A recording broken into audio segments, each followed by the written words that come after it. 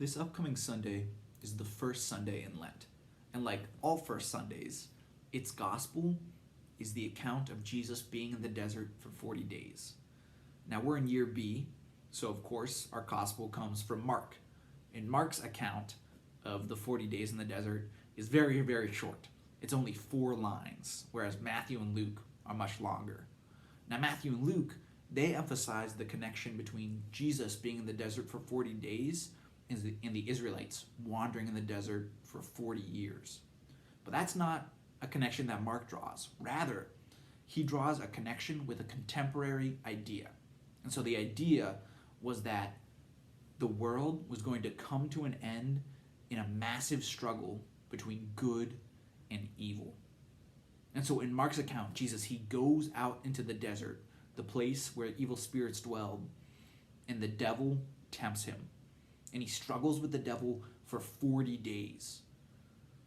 Here, right at the beginning of Mark, we encounter this apocalyptic struggle between good and evil, between God and the devil. And it tells us exactly who Jesus is for Mark.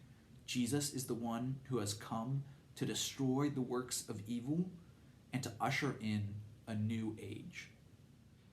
Now, our first readings throughout our Lenten Sundays give us the cliff notes of salvation history. And this particular first reading tells us about another transition between ages. It relates the story of the covenant between God and Noah, the first covenant in the Old Testament.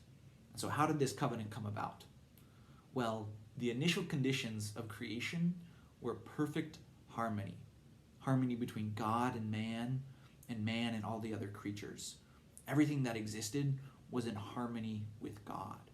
And as a matter of fact, to exist was to be in harmony with God. And so when man sinned, it got rid of the reason that man existed. Man was no longer in harmony with God. And as a matter of fact, the sin, it undoes creation. That's what the flood is. It's a return to the original chaos out of which God created order. And so sin, it ruptures the initial harmony and it undoes creation. But it doesn't have the last word, because God establishes a new relationship with all of creation. That's what that first covenant is. It's a relationship that doesn't require harmony between God and man and creation in order to exist. Rather, the point of the covenant is that God says, regardless of what happens, regardless of how disunity comes into play, regardless of how you rupture harmony between yourself and me, I will not destroy you. I will sustain you. It's on the basis of this covenant that we have so many second chances. It's a pretty big deal.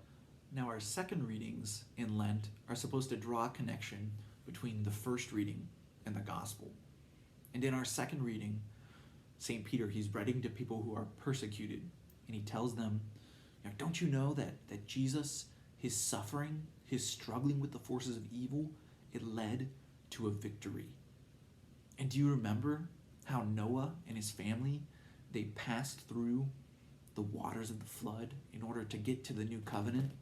And how likewise we have passed through the waters of baptism in order to participate in Christ's victory, in order to participate in the new covenant.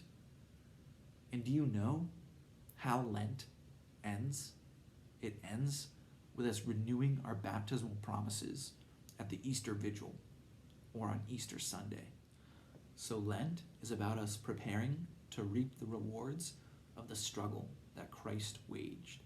It's about us rededicating ourselves to this sacrament that makes us sons and daughters of Christ. And so it makes me wonder, what can we do this Lent so that when Easter comes, we're prepared to celebrate Christ's victory?